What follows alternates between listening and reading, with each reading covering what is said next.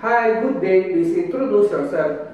Hi, Madam and Sir. I am Jessica Tapia Dorado. I am 30 years old and I have children, one boy, and I am also undergraduate in SATI, St. Amachel Institute Technological.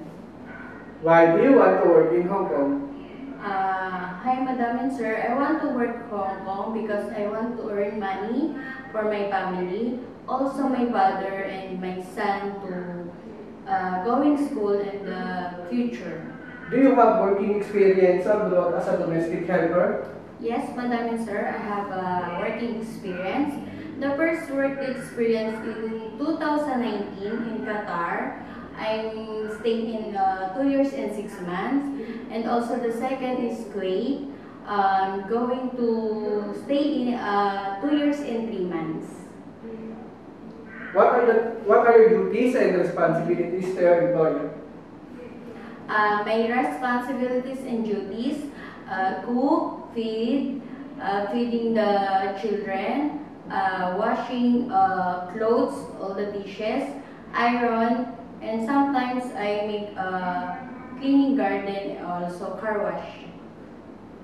Did you take care of baby, child, or elderly? Yes, Madam and Sir. Also, I take care the newborn baby, also the children age 13 years old below. Can you tell us how can you take care of them? First, Madam, the newborn baby, I take care of feeding, sterilize the bottle, and change the diaper also, and sometimes I play. And also the children, I take care of what she needs for going homework, also playing sometimes. Aside from taking care of them, what is your skills?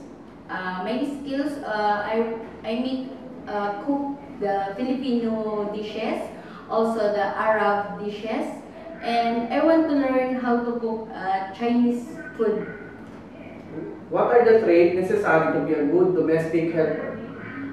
The good necessary being domestic helper is honest, worthy, hardworking person, and also loyalty. Lastly, anything else you want to tell to your future employer? Hi, Madam and Sir.